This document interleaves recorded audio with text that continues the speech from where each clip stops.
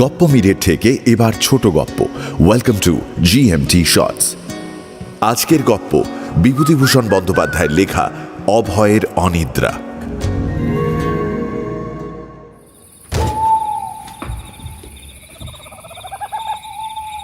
অভয়ের সারা রাত ঘুম হলো না। শত চেষ্টা করেও সে দু চোখ এক করতে পারল না। সেই যে আচমকা কিসের যেন শব্দে তার ঘুম ভেঙে গেল, তারপর আর কিছুতেই সে ঘুমোতে পারল না। চোখ যেন তার ঠিকরে বাইরে বের হওয়ার উপক্রম হলো। বেশ শান্তিতে সে ঘুমোচ্ছিল, হঠাৎ কে যেন তার দরজায় করাঘাত করে গেল। সেই শব্দে অভয়ের সুপ্ত চেতনা জেগে উঠল। অভয় ধীরে ধীরে তার বিছানার উপর উঠে বসল।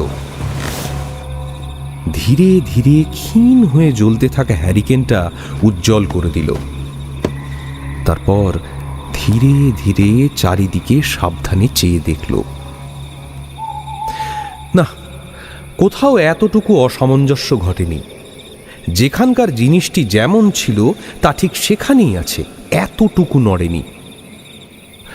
অভয় স্বস্তির নিঃশ্বাস ফেলে বাঁচল। ভয় তার নিশ্চয়ই অহেতুক। সে প্রথমে ভেবেছিল হয়তো ডাকাত পড়েছে, কিন্তু পরক্ষণেই মনে হলো এটা কলকাতা, ডাকাত পড়ার সম্ভাবনা নেই আদৌ। তারপর মনে পড়ল হয়তো চোর পড়েছে। অনেকক্ষণ কান খাড়া করে রইল। চোরের আর কোনো সাড়া পাওয়া গেল না। তবে কিসেরই বিকট শব্দ? অভয় ভেবে ভেবে আকুল হল। মুহূর্তে তার পাশের খালি বিছানায় নজর পড়ল।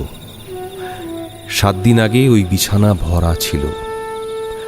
7 দিন আগে তার এবারেই এমন খাঁ খাঁ করত না। মনে পড়ল বেচারা বকুলের কথা, তার সহধর্মিণী, তার স্ত্রী, অগ্নিসাক্ষী করে যাকে গৃহলক্ষ্মী রূপে বরণ করে নিয়েছিল। 3 বছর আগে এই শ্রাবণের এক শুভ লগ্নে বকুলকে সে স্বগোত্রের গণ্ডির মধ্যে টেনে এনেছিল। সেদিনও আকাশে এমন পূর্ণিমার চাঁদ উঠেছিল। তখন তার মা ছিলেন। দিন বেশ সুখেই কাটছিল। তারপর একসময় পরপার থেকে মার ডাক পড়ল। বকুল নিপুণ হাতে সংসারের হাল টেনে ধরল। অভয় তার দিকে তন্ময় হয়ে চেয়ে রইল। মায়ের অভাব বকুলকে দিয়ে পূরণ করা হলো।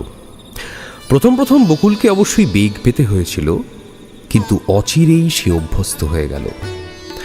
সংসারের হিসাবপত্র থেকে আরম্ভ করে রান্না পর্যন্ত তাকে নিজে হাতে করতে হতো। কালক্রমে বকুল স্বামীর বিরাট বিস্তৃত সংসারের সাথে এমনভাবে জড়িয়ে গেল যে তার অভাব একদিনও সহ্য করা যেত না।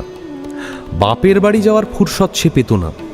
ভোর থেকে উঠে গভীর রাত পর্যন্ত কাজে তার বিশ্রাম ছিল না। কলের পুতুলের মতো সে অক্লান্ত কাজ করে যেত। একবেলা তার অসুখ করলে সংসার অচল প্রায় হয়ে যেত। ছেলে মেয়েদের পেট ভরে খাওয়া হতো না। অতিথি অভ্যাগত ফিরে যেত। খাবার এমনই অখাদ্য হতো যে কারো মুখে তোলার রুচি হতো না। পাশের বাড়ির চাঁপা এক সময় দুপুরে বেড়াতে এসেছিল। সে বকুলকে দেখে বলল, ই মা, দিদির চেহারা কি বিচ্ছিরি হয়ে গেল। হবে না ভাই, যা খাটুনি। তা খাটুনি একটু কম করতে পারো তো। খাটুনি কম কি করে করব ভাই? নিজের সংসার, পর তো আর কেউ নয়। একটুকু বিশ্রামের ফুরসত নেই। আর যদি জমামাই নিতে আসে তাহলে তাকে বলবো, একটু বসো, আমার এখনো অনেক কাজ বাকি। বালাই ষাট, ও কি অলক্ষণে কথা? আমার আবার লক্ষণ আর অলক্ষণ, আমি জমেরও অরুচি। এই বকুলকে পেয়ে অভয়ের বিপর্যস্ত সংসারের মধ্যে বেশ একটা সুশৃঙ্খলা দেখা দিয়েছিল। শুধু তাই নয়, অভয় বকুলকে নিঃশব্দে চুপি চুপি নাকি ভালোবেসেও ফেলেছিল। কেননা যে অভয় বন্ধুদের ফেলে এক দণ্ড কাটাতে পারত না, সেই কিনা বিয়ের পর সম্পূর্ণ পাল্টে গেল। বাড়িকে এসে যথা সর্বস্ব জেনে ফেলল। বন্ধুরা বিদ্রূপ করতে কসুর করেনি। বলল, বৌদি তোকে এমন করে তুক করে ফেলবে জানলে কখনো বিয়ে করতে দিতুম না ভাই। তা যা বলেছিস। কেউ বলল, বৌদির দেওয়া খাবার টাবার দেখে খাস আবার। হ্যাঁ, আবার কেউ বলল, কামরূপ কামিক্ষের ভেড়া হয়ে যাস না জানো। অভয় কেবল হাসতে লাগলো। কারো কথার সে জবাব দিল না। এমনি করে অভয়ের দিন কাটতে লাগলো। বন্ধুরা ধীরে ধীরে তার কাছ থেকে সরে সরে যেতে লাগলো। ধীরে ধীরে তাকে সবাই ভুলে গেল। অফিসের ছুটি হলে সন্ধ্যায় বা রবিবারে কেউ তার বাড়ি আর তাস পাশা খেলতে আসতো না। তার বহুদিনের বৈঠকখানা অনাদৃত হয়ে পড়ে রইল। সন্ধ্যায় আলো জ্বলল না, বিকেলে ঝাঁট পড়ল না, অভয় হাঁপ ছেড়ে বাঁচল। বকুল একদিন জিজ্ঞাসা করল, ওরা আর তাস খেলতে আসে না কেন? অমন বিলাসিতা করবার সঙ্গতি আমার নেই গো। একদিনের অভ্যেস। শোনো, অভ্যেস বলে কিছু হয় না। পয়সা চাই, চকচকে পয়সা। তাস চাই, আলো চাই, চা চাই, বিস্কুট চাই। পয়সা দিয়ে তো অমন বন্ধুত্ব কিনতে পারি না বকুল। পয়সা কোত্থেকে আসে সে কথা কি কোনোদিন চিন্তা করেছো একবার? কথা শেষে অভয় হা হা করে তার স্বভাবসুলভ ভঙ্গিতে হাসতে লাগলো। আমার বিয়ের পর তার এমনি করে যবনিকাপাত করলে আমায় লোকে দুষবে, এটা জানো তো? অর্থাৎ? অর্থাৎ লোকে মনে করবে তাদের এই আনন্দ রুদ্ধ হয়েছে আমারই ষড়যন্ত্রে। অভয় আবার তেমনি সারা ঘরটি কাঁপিয়ে হাসতে লাগলো। তারপর বলল, ষড়যন্ত্রে? দুষবে তো তোমায়, তা যত খুশি দোষ দিক, তুমি তো আর শুনতে যাচ্ছ না, তাতে আর কোনো ক্ষতিও নেই। 2 মাস অভয়ের সাথে ঘর করে বকুল বেশ বুঝেছিল যে তার স্বামীর হাত টানটা বেশি আছে। হাতের আঙুল নাকি তার ফাঁক হয় না। বিয়ের পর এই সুযোগে সে বন্ধু বান্ধবকে ফাঁকি দিয়ে বসল। সাবান স্নো কিনে দিতে বললে সে হেসে উড়িয়ে দিত। সেকালের দোহাই পেড়ে স্ত্রীকে আধুনিকতার বিশেষণে জর্জরিত করতে কুণ্ঠিত হতো না। সেই হারানো যুগের সোনার দিনের বর্মে নিজেকে আবৃত করে সে আত্মরক্ষা করত। বকুলের মুখে আর কোনো কথা সরত না। আর তার বলারই বা কি থাকতো? তখন তার সবেমাত্র বিয়ে হয়েছে। ধীরে ধীরে দীর্ঘ 3টি বছর কোন ফাঁকে কেটে গেছে তার হিসেব নেই। হঠাৎ একদিন বকুলের সামান্য অসুখের সূত্রপাত সামান্যভাবেই হলো। বুধবার রাত্রি 2টোয় সে অভয়কে হঠাৎ ডাকতে লাগলো। অভয় জিজ্ঞাসা করল, কি ব্যাপার? কি? আমার বড্ড শীত করছে, জানলা দরজা সব বন্ধ করে দাও। আমার ঘাড়ের উপর লেপ দাও, গায়ের কাপড় দাও, তোষক দাও, গদি দাও, যা কিছু আছে সব দাও, সব দাও। অভয় লেপ দিল, গায়ের কাপড় দিল। বকুলের শীত তবুও তিল মাত্র কমল না। সে হি হি করে কাঁপতে লাগলো, চিৎকার করতে লাগলো, আরো দাও গো, আরো দাও। দেবার আর কিছুই অবশিষ্ট রইল না। তাও বকুল কাঁপতে লাগলো। অভয় তার কপালে হাত দিয়ে দেখল গা যেন পুড়ে যাচ্ছে। স্ত্রীর অবস্থা দেখে সে মাথায় হাত দিয়ে বসল। এখন এই গভীর রাতে সে কি করবে? করার তার কি বা আছে? সে কি ডাক্তার ডাকবে? ডাক্তারের কথা মনে পড়তেই তার মনে শিহরণ জাগল। ডাক্তার কবিরাজ ডাকা তো বিলাসিতারই নামান্তর। আর রাতে নাকি ডাক্তারের ডাবল ভিজিট। না না না না, এ সামান্য জ্বরে মানুষের কোনো ক্ষতি হয় না। একবার ভাবলো মাথায় আইস ব্যাগ দেবে বা কপালে জলপটি দেবে, কিন্তু কোথায় আইস ব্যাগ, কোথায় ওডিকোলন? এদিকে বকুল চিৎকার করতে লাগলো, আমার মাথা চলে গেল, পুড়ে গেল গো, সব পুড়ে গেল।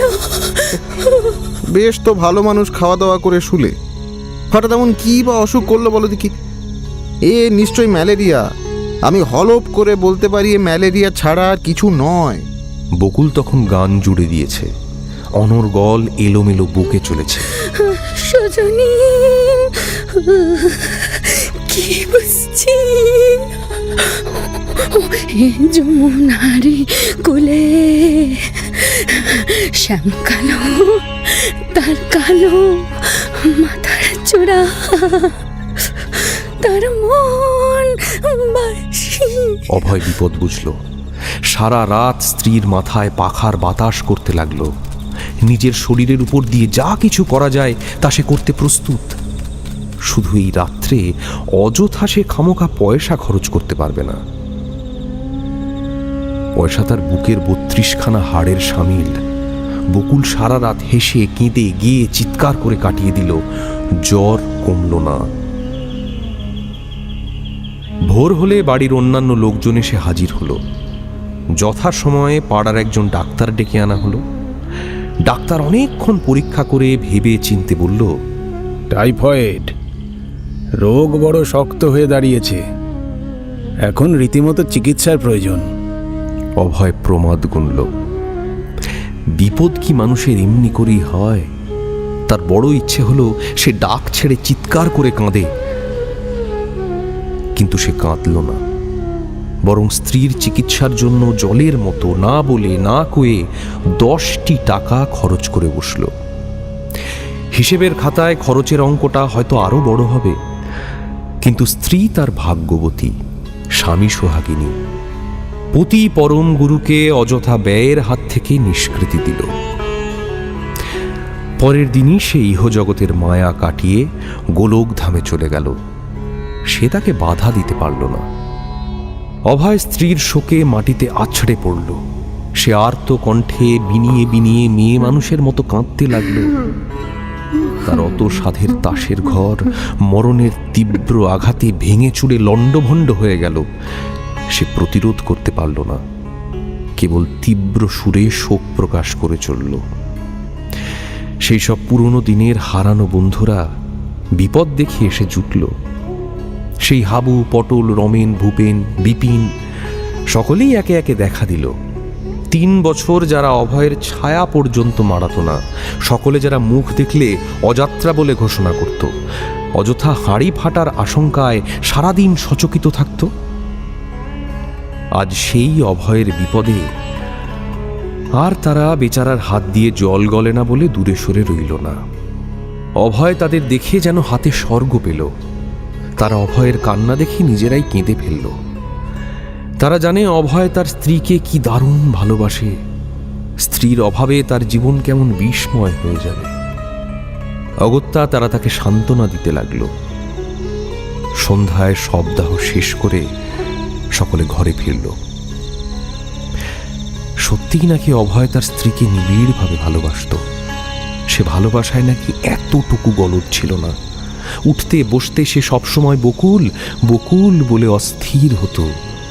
বকুল হেসে বলতো, আমি মরলে তুমি কি করবে বলো তো? শুভ্র তাজমহল। ওগো, তোমার দুটি পায়ে পড়ি, তুমি অত খরচ করো না। আহা, পয়সা করি সবই তো তোমার। তোমার পয়সা তোমার জন্য খরচ করব, তাতে পায়ে পড়ে বাহাদুরি কেনবার কি এমন আছে? বেশ, মানলুম সমস্ত পয়সা করি আমার। আমার কলকাতা শহরে 14খানা বাড়ি, তার মাসিক 800 টাকা ভাড়া। এখন আপাতত দয়া করে আমার জন্য একখানা লালাবাই সাবান এনে দাও দেখি। পাগল নাকি? ফেনা করে 4.5 আনা পয়সা জলে দেবে? না না, ও বিলাসিতা আমাদের এখানে চলবে না। সেই স্ত্রীর মৃত্যু শোকে মুহ্যমান হয়ে অভয় 6 দিন 6 রাত আহার নিদ্রা ত্যাগ করল। বন্ধুরা সকলে বিপদ বুঝল। এই নিদারুণ শোকাবেগের হাত থেকে কি করে তাকে রক্ষা করবে? সকলে তাকে সান্ত্বনা দেবার চেষ্টা করল। প্রিয়জনের মৃত্যুজনিত বিরহে কাতর মানুষটিকে সেই বহু প্রচলিত দার্শনিক মতবাদ দিয়ে বোঝাবার হাস্যকর প্রচেষ্টা। সেই মানুষ মরণশীল, মৃত ব্যক্তির জন্য শোক প্রকাশ করা নাকি দুর্বলতার লক্ষণ, সর্ষে আনবার জন্য বুদ্ধের উপদেশ, যুধিষ্ঠিরের প্রতি ধর্মরাজ বকের প্রশ্ন ইত্যাদি ইত্যাদি নানা রকম কথায় তাকে ভোলাতে চেষ্টা করল। অভয় তবুও প্রথমটা ভোলেনি। 6 দিন 6 রাতের পর আজ সবে সে পত্নী শোক কিছুটা ভুলে সামান্য ঘুমিয়েছে। এমন সময়ে সেই বিকট শব্দ হলো। অভয় এক দৃষ্টে বকুলের খালি বিছানার দিকে তাকিয়ে রইল। বুকের ভিতর হু হু করে উঠল। ডাকাত নয়, তবে চোর হলে হতে পারে, কিন্তু চোর বলেও তো বোধ হচ্ছে না। তবে কিসের শব্দ? অভয় দরজার একটি গর্ত দিয়ে দেখল ফুটফুটে জ্যোৎস্না, আকাশের মাঝে উজ্জ্বল সাদা চাঁদ, দীপ্তিময়ী তারাদের দল। অভয় বিছানায় এসে ঝুপ করে বসে পড়ল। কিসের এ শব্দ? আচমকা মনে পড়ল হয়তো তার স্ত্রীর কীর্তি, হয়তো বেচারা এ জগতের মায়াপাশ ছিন্ন করেও স্বামীকে ভুলতে পারেনি। তাই কি নিঃশব্দ রাতে স্বামীর সাথে দেখা করতে এসেছে? তৎক্ষণাৎ ভয়ে তার গা ডোল হয়ে শিউরে উঠল। না, স্ত্রীর এই উৎকট ভালোবাসা সে কিছুতেই গ্রহণ করতে পারবে না। ধীরে ধীরে তার সমস্ত চেতনা লোপ পেতে লাগলো। বকুলের খালি বিছানার দিকে তাকানোর সাহস আর তার রইল না। সমস্ত শোক, দুঃখ, বেদনা ভয়ে ও ভাবনায় রূপান্তরিত হল। সে কিংকর্তব্য বিমূঢ় হয়ে বিছানার উপর অবশভাবে বসে রইল। কি করবে সে? চিৎকার করবে না জ্ঞান হারিয়ে ফেলবে? ভেবে সে কুল কিনারা পেল না। সে ছেলেবেলায় কত ভৌতিক কাহিনী পড়েছে, আজ কেমন যেন সেই সব নানা ভৌতিক ব্যাপার জীবন্ত হয়ে উঠল। সে বন্ধ জানালা দরজার দিকে সচকিত হয়ে এক দৃষ্টে তাকিয়ে রইল। কে জানে কোন মুহূর্তে দমকা বাতাসে জানলা দরজাগুলো হুড়মুড় করে খুলে যায়। হঠাৎ আবার সেই আগের মতো দরজায় শব্দ হলো। বাইরে থেকে মানুষ যেন দরজা ঠেলছে। অভয় ছুটে দরজার কাছে গিয়ে সেই ফুটো দিয়ে বাইরে তাকালো। কিন্তু আশ্চর্য, স্থূল দৃষ্টিতে সে দেখল একটি হৃষ্টপুষ্ট ভিটামিনের মাপকাঠির চিহ্ন স্বরূপ পাঞ্জাবি ইঁদুর হন হন করে তার বন্ধ দরজায় মাথা খুঁড়িয়ে পালিয়ে গেল। বিপুল বিস্ময়ে অভয়ের মুখে কোনো কথা সরল না, কেবল তৃপ্তি ও প্রশান্তির হাসি খেলে গেল। যা হোক, যদি ডাকাতি পড়তো বা চোরই আসতো। কতদিন থেকে সে ভেবেছে গয়নাপত্র পয়সা করি অন্য জায়গায় সাবধানে রেখে দেবে, কিন্তু ফুরসত পায়নি।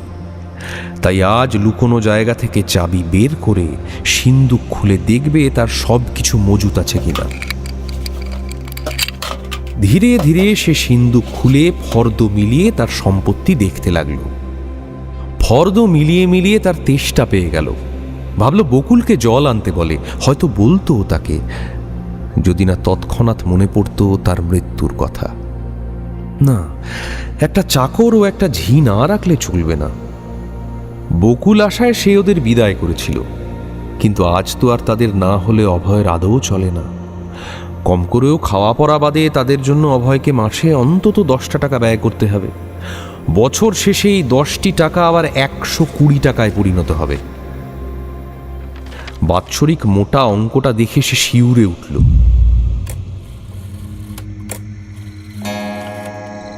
যথাসময়ে রাত 2টো বাজল। অভয় তখন বাক্স হাতড়াচ্ছে। তার চুল উস্কো খুস্কো হয়ে গেছে, চোখ যেন ঠিকরে পড়ার উপক্রম হয়েছে, ঘন ঘন অস্বস্তির নিঃশ্বাস পড়ছে।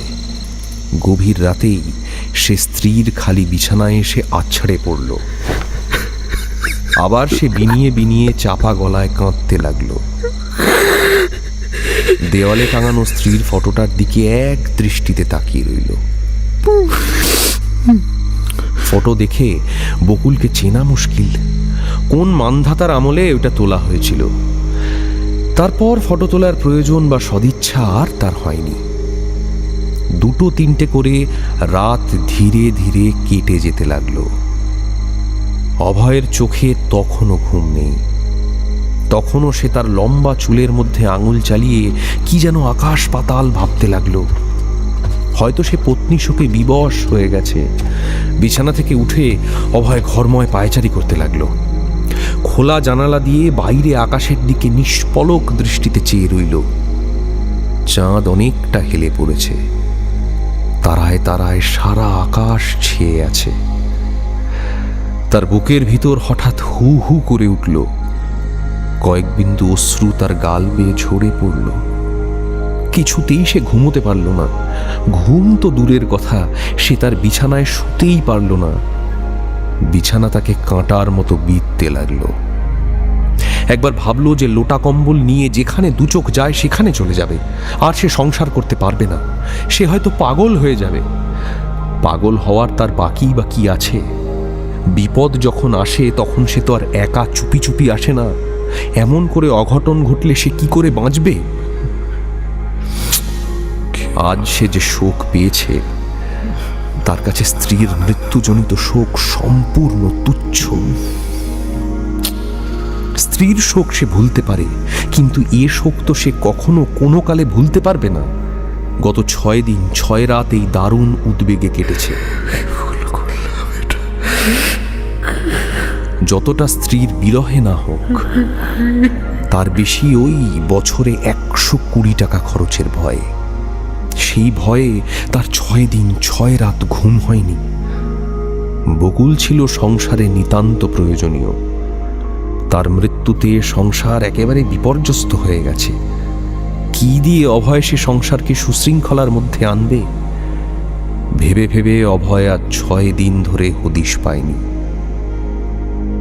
স্ত্রী মানুষের মরে, অভয়ের তাতে তত দুঃখ নেই।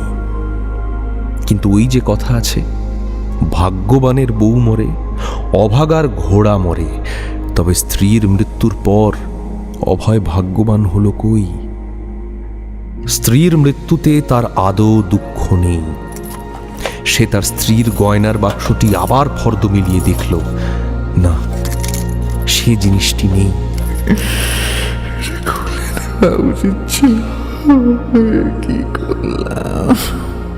অভয়ের চোখ দিয়ে হু হু করে জল পড়তে লাগলো। মানুষ মানুষকে কি এমন করেই ফাঁকি দেয়?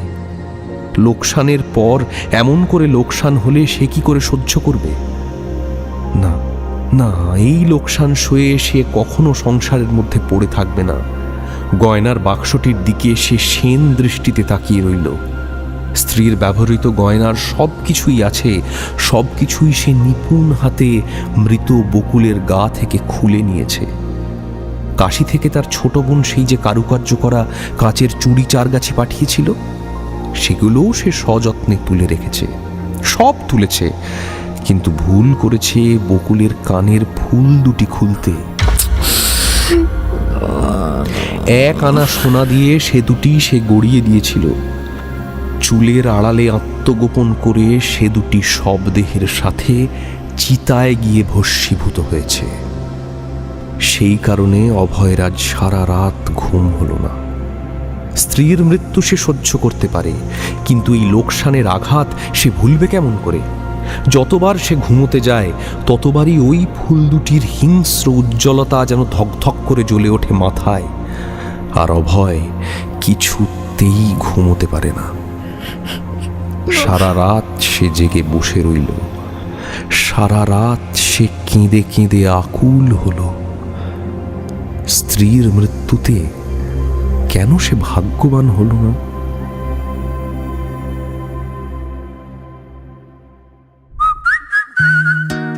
এখনকার মতো গপ্প মিলে ঠেকের সময় শেষ। পরের সপ্তাহে আরো একটা নতুন গপ্প নিয়ে আসবো আমি। Till then, like, share and subscribe to my channel and don't forget to click on the bell icon for notifications. নিজে তো শুনছেনই, সঙ্গে বন্ধুদেরও জানান।